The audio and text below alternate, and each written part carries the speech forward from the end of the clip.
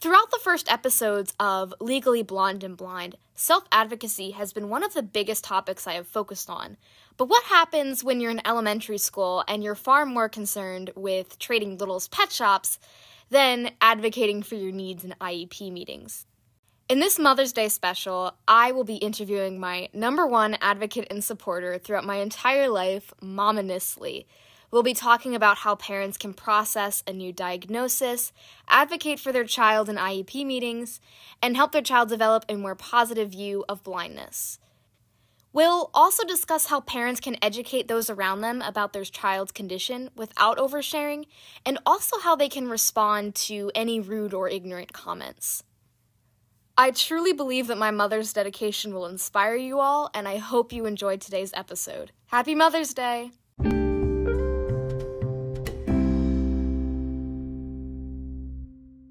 Welcome back to another episode of Legally Blonde and Blind. I am especially excited for today because I have a very special guest, my mother, Denise Nissley, also known as Mama Nissley. Hello, everyone. So we have a lot of different things that I want to talk about today. Everything you need to know about being a parent of a child who has albinism or is visually impaired or blind. So the first question I had, you know the story and I know the story obviously, but I think it's a good place to start. So how did you find out about my albinism? Well, when I first saw you, my first thought was you had albinism. Your dad's cousin had albinism. I had a friend growing up that had albinism. Wasn't real close with them, but they were in our neighborhood. But everyone told me you weren't. Nobody really said anything. Everybody just wanted to come and see you in the hospital, like random nurses that wanted to come see the beautiful baby with blue eyes and platinum blonde hair. So at that point, I really kind of second doubted myself, thinking maybe I'm wrong. If the doctor didn't say anything, the nurses didn't say anything, maybe you didn't have albinism. And it was because of my blue eyes, right? They said that I couldn't have albinism if I had blue eyes. Yes. One website that I looked up on said that you would have red eyes, not blue. When did my nystagmus start? About 2 months, you were on the changing table, and I noticed that your eyes were jiggling. So I called the doctor, made an appointment, went in, and she said you might be blind or have albinism. She wasn't sure and put us in touch with an ophthalmologist. Okay. So you went to the ophthalmologist in October, right? Yes. And that's when you found out about my diagnosis? Correct. You said it was like the second that you walked in, right? Yes. I think it's pretty obvious, like if you know about albinism, to point it out, just because, you know, the pale skin and the white hair, it's really obvious once you know about it. Yes. So, like, how did you feel after my albinism diagnosis?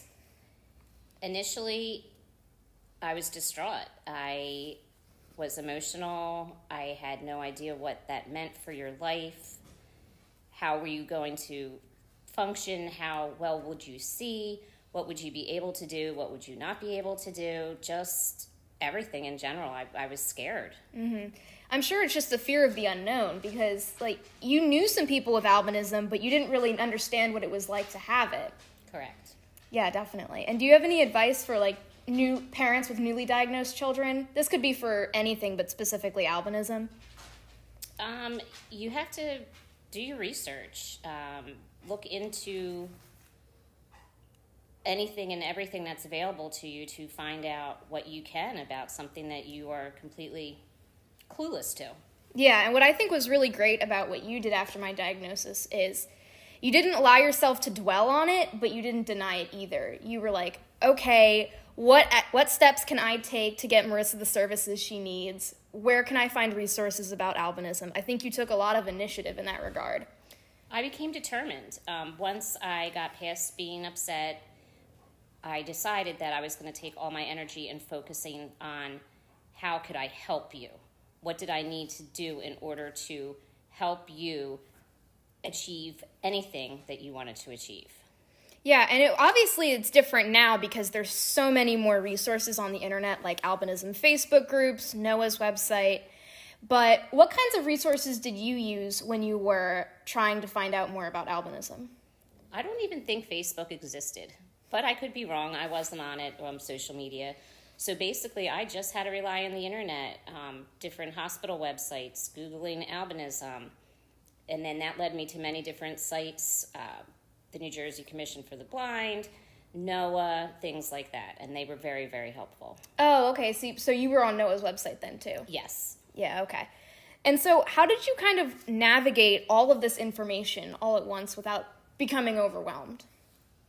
I don't know, honestly. You got to do what you got to do. You do. And it's just, once you become a mom, and then mom with a child with a disability, you kind of change your mindset, I guess. It's not about, well, first of all, whenever you give birth, it's no longer about you, it's about your child. In this case, it was more important to me to make sure that I became educated so I could educate you, and I could also educate others as well, and just make the best of it and do everything I could to help you.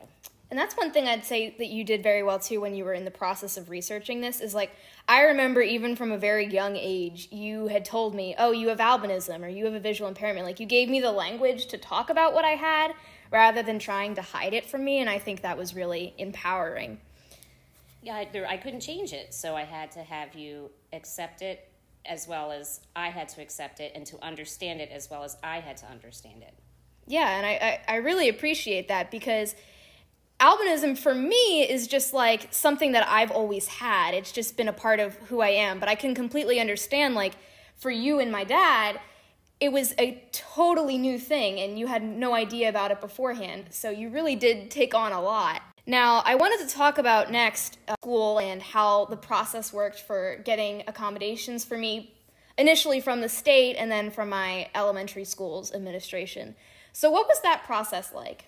Well, once you were different, you tried things differently in a way that I think makes you you and more unique. You do everything in Marissa time. So you decided you didn't want to walk right away, you didn't want to do this right away or that right away. So I became alarmed, and I reached out to early intervention, which was very helpful. That's when you're under 3 years old. The state in New Jersey, I can't speak for any other states, come back to the house, do some evaluations, and you got PT, you got OT, you had speech, and they put me in touch with the New Jersey Commission for the Blind and Visually Impaired, which once they came in, you had a vision teacher or a specialist who would come in and help give us ideas of things that could help you. And they also were very, very helpful in navigating when once you turn 3 that you go into the school district. And when we had to meet with their CST team and their testing and all that. Yeah, so what was that like once you started entering the IEP process when I was in elementary school? How was it interacting with my teachers, and then how was it with my school's administration? It was intimidating at first. You are sitting in a room with probably 4 to 5 other people that are staring at you, and you're trying to discuss with them your daughter's condition, what it is, and how can we make things better. Albinism is not as common as other IEP situations, so coming up with goals and reports and progress and all that, it's not as typical as other IEPs, so it was kind of almost harder in a way, I guess, because it was unfamiliar territory for them. Yeah, so the teachers and the administration didn't have as much experience working with, like, visually impaired children. They were more used to, like, behavioral or learning disabilities. Yes. Yeah. What was it like responding to any kind of, like, pushback? Because I know there were some instances in which school was trying to, like, for example, take me off an IEP plan. Yes, well, it was always, unfortunately, a fight in the beginning, I think, to get certain things that you deserved to be on an equal playing field as your other peers to learn. For example, when you were in first grade, they put you in a classroom, only one first grade classroom that did not have a smartboard. And for a visually impaired child, a smartboard is a great benefit. I went up to the superintendent and I asked him, I was like, I want a smartboard. Yes, you did. And I fought that year. I fought with them. I met with many different people. I met with the superintendent who did not understand completely why you needed this. Eventually, you did get the smart board in your classroom, but it was an uphill battle. And for some parents who don't have the time, I was fortunate that I was able to stay home and be a full-time mom. But some parents obviously don't have that same luxury, and it consumes a lot of your time. It's research, it's facts, it's meeting with people, it's pushing, it was my full-time job. 100%. We were even talking about this as I was going through the process for SSI.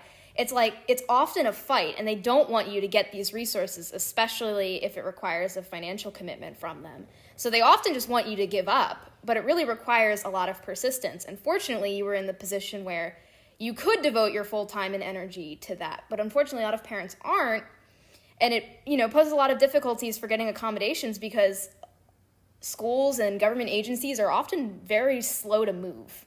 Exactly, and it all comes down, unfortunately, to money. If a school district doesn't have to spend it, then they don't want to. One of the things I was thinking about, too, was the one time in 5th grade when they wanted to take me off the IEP plan. Could you just briefly explain, the difference between, the IEP and the 504 and why you wanted to keep me on the IEP? IEP is more, broader, I guess, than the 504, where we could list all your accommodations that are needed, like extra time, sitting away from a window, stuff like that. And unfortunately, sometimes 504s aren't completely followed through in certain cases, and I was just determined that I wanted you to have the IEP. In 5th grade was your last year of a single classroom. In the school district, starting 6th grade, you switched classes, meaning you had a different social studies teacher, a different math teacher, a different language arts teacher, etc. So we're not going to only have to deal or interact with one teacher, where in elementary school that was very beneficial because they got to know you. They saw you every day, all day. They know that they should put the blinds down, or they should put you here, or they should put you there. But going into middle school, you were going to encounter 4 brand new teachers that now 4 teachers had to get to know you, what works best for you, and how to help you. And at that year, you were up for a reevaluation, and they were telling me in advance that they were going to push for the 504. So I did much research in the ADA. You printed it out, too, and brought it to the meeting, didn't you? I did print it out, and about every right that you were supposed to get. And I think for 15 minutes stood up and ranted off different laws and AD. Then I just stopped and I cried. And I cried, because I think it was the anger. I was so angry that they were trying to take away your right to have an equal opportunity to learn. Mm. It was funny, you had a male teacher that year. I don't know if he's ever seen a woman cry that much at an IEP, and he was just trying to he was patting you on the shoulder, wasn't he? Patting me on the shoulder. He was like, "It's okay, it's okay." And as soon as I got done stating all that, they signed on your IEP. Yes, and I had an IEP all throughout middle school and all throughout high school. I think an important thing to note is that with the IEP, the enforcement mechanisms are a lot stronger, so it's easier to follow through. So I think that's why it was in part such a big deal. Though the idea about switching to middle school with multiple teachers brings me to the next topic I wanted to talk about, which was the teacher meetings. So starting, I believe it was in 5th grade, wasn't it? Or 6th grade? 6th grade. Yeah, 6th grade. I believe, yes. Yeah. So I would have meetings with all of my teachers at the beginning of the year where I would tell them about the different technologies I used and different things I would need in the classroom. And I think it was a great opportunity for me to learn how to communicate those needs. I also started attending IEP meetings around the time, like my own IEP meetings, because I thought, if all these people in this room are talking about me, I might as well be there. So my question for you is, how do you teach your child the skills to advocate for themselves? Because during elementary school, you're my number one advocate. But as I'm getting older, it's offhanding the process from you to me. So what are some tips you have for that? I don't know how you became the advocate that you have become. I guess I was very timid. I would say now more, I got the name Mama Nissley because you don't mess with my kid and you don't mess with my kid's friends. You were always just a very good self-advocate, I believe, and you were always very involved with everything because I always told you that there was nothing you could not do, except the bus driver or maybe the airplane pilot. Yeah, I was talking about that in one of my episodes. But I wanted you to know that whatever you could put your mind to, you can do it. A visual impairment doesn't define you. It's something that you have, and you have to learn how to accommodate or deal with it. And you always were very determined, I think, from the beginning to not ask for help. And I think your stubbornness actually made you the advocate that you are today. Yes. When I was thinking about, for this episode, some of the things that I thought of that you did that helped was, firstly, like I was saying earlier, giving me the language to talk about what I needed, telling me about the different things that I use, what albinism is, how it affects me, giving me the words to express what I need, and then also just setting a very strong example. Like we were talking about, you were very determined. I think you were in positions where a lot of parents would have given up or been like, oh, 504 is fine, or, oh, it's okay if they don't really get this from the service from the state. Though you persisted. And my point is your example and the communication skills you taught me, as well as being assertive but not aggressive, was very helpful. Yes.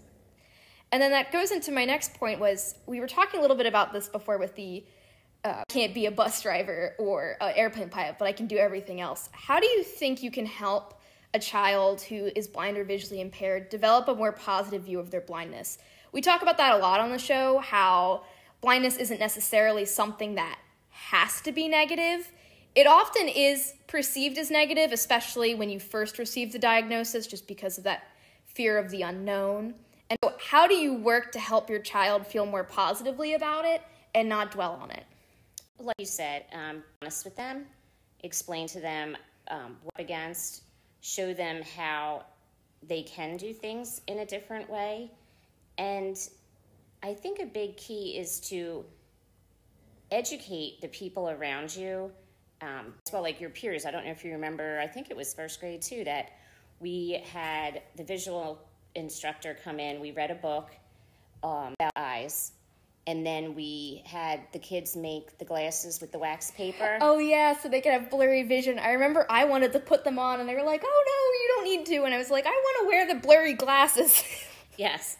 So that gave your classmates an idea of how you saw, so that if you were out on the playground, maybe they called your name, or you always had the one friend with the pink jacket.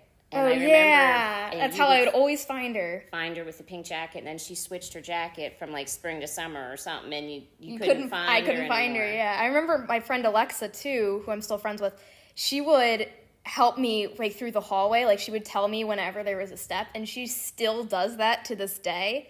And I think a lot of that started because you put those efforts to have education about albinism and about visual impairments in general, which, I know that a lot of people with disabilities experience instances of bullying, and I was very lucky in the regard that I didn't have that many issues. Besides in middle school, middle school boys and girls are kind of evil. But besides that, I had a largely positive experience, and I think that's because you didn't shy away from it. You didn't try to hide it from other people. No, it's nothing to hide from. Exactly. You were willing to educate them, and you brought in, it was the commission that did that, right? Yes. Yeah, it was my vision teacher. You were willing to bring in outside resources and help educate everyone around me about my albinism. All of those things really do contribute to a positive mindset. And obviously you didn't have social media when I first was diagnosed, but as I've gotten older, Facebook, Instagram, Twitter have all become more popular. And they're, on one hand, like we were talking about before, they're a great tool for finding a community, finding other people with albinism, resources for parents. I know there's a albinism community Facebook group that's really popular. But there's also a line where it's oversharing. it's interesting, you never really posted about my albinism at all, and I never really had spoken about it publicly on social media until I had started the podcast, but I know some parents do like to post about it to spread awareness or participate in a fundraiser. So how do you think parents can share their experiences with their child's albinism on social media without oversharing? I think it's up to the child as well. A parent should always ask permission, whether the child is 6 years old or 16 or 26 years old, that they're on board with it. Some people are comfortable and accept it like you are, but there are some people that aren't as comfortable. So just making sure that they're on board is the number one thing. And number two, if you have questions, that's okay to post. But I don't think, like I said, having a visual impairment or albinism doesn't define who you are. If I post anything on Facebook, it's your accomplishments or you're going away or your prom pictures or something like that. I don't see where that would benefit a child. Yeah, awareness is good, but if it's not being done with the consent of the child, it's almost like the parent is dominating the narrative and like taking over the conversation when it should really be about the child who is visually impaired. Someone does want to do like a NOAA fundraiser or something and their child's okay with it, like maybe post a video that the kid made explaining what albinism is or a quote from them. Have them involved in the conversation and give them a voice. I think there's definitely a space where parents should ask questions about albinism and like how it affects them mentally and emotionally, but I don't think that should be the whole story you're telling the public. It shouldn't always be about It shouldn't always be about you. Do you know what I mean? Exactly. Because I don't have albinism. I don't know how it is. I can't speak for you. Exactly. I think you've always done a good job of that because I'm obviously very comfortable with sharing my albinism and my blindness now since I have a podcast. But when I was in middle school, there was a time when I didn't want to talk about it at all. I didn't want it mentioned in my classrooms or especially on social media. And I'm very thankful that you respected that and didn't, buy the "My Child Has Albinism" t-shirt right away. Yes. I would be fine with it now, but I wasn't at the time, and there's nothing wrong with the t-shirt, but it's all about consent and what the child wants. Yeah, and a happy balance. A happy balance, yes. Awareness, but not oversharing. And finally, one of the things I wanted to ask you too is, I guess this goes in line with social media. Parents can be very judgmental, as I'm sure you know. I think when it comes to children, people are so willing to like stand up for them and make sure they're getting the best that they deserve. But there is a line where parents can, insert like unsolicited advice. Like one instance in particular that comes in mind to me was we were at like a mattress store or something, and one guy was like, "She needs glasses." Oh yeah, I remember that. And you were like, "The glasses don't help her," and he was like, "What? She's staring too close at the phone." So how do you handle situations where parents, usually because of ignorance, make comments like that are rude or are just judgmental? I would say in the beginning, I wasn't as good as I am now. I can remember being in a Christmas store. You were little, and you were with Dad, and you were kind of ahead of us, or ahead of me, and there was an older couple who was talking about you, and they were kind of being like really rude about it, and I lost it. And I turned to them and I said, "That's my daughter. If you have any questions, please feel free to ask me." Now, of course, they were mortified. But as grown adults, they should know better not to discuss it if you heard it. You know what I mean? Exactly. So I became more patient, and I realized that coming back at them rudely as they were being rude was not the answer. If they're young, I'll explain it to them. If they're older, I just say, "Do you have a question?" Because I think as an adult, that's what you should do. Oh, because they know what they're doing is wrong. Yes. When you call it out like that, you don't have to make a scene or anything like that, but that tells them, I heard you, and I'm willing to hold you accountable for what you said. Another instance, too, I was talking about this. I forget what episode. Remember the orthodontist with the lady who was like... Oh, yes. Where she was like, your eyes are giving me a headache. And I'm like, oh, well, I'm sorry that I'm giving you a headache. It must be so hard being you. Mm-hmm. One of the things... this is a podcast, so you can't see my mom, but Mama Nissley is very good at giving Mama Nissley death stares.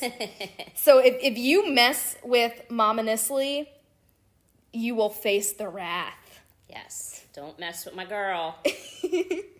Well, thank you so much for doing this with me. I think a lot of parents will appreciate having the parent's perspective because I don't know what it's like to be a parent, for one, and I don't know what it's like not to have albinism or what it's like to have a child with albinism and not have that personal experience. So I think it's great to hear your perspective. Is there anything else you want to add? I'd want to say to any parent with a child with visual impairment or albinism is that it's okay to be scared, but don't dwell on it. Not every kid with albinism is going to have the same experience in life. So nobody can tell you in black and white what life is going to be like. The only thing I can say as a parent is to be there for your child, be educated, and just be willing to give them the equal opportunity they need to succeed in life. Well, everyone, this has been one of my favorite episodes to create and record. I hope all of you can take away something meaningful from our conversation. If you like this episode and you want to hear more, make sure to subscribe to Legally Blonde and Blind on Spotify, Apple Podcasts, or wherever you listen to your podcasts. You can also stay updated by following my Facebook page and my Instagram account at LegallyBB, where I announce new episode topics and release dates. Thank you all for listening, and I hope to see you all soon.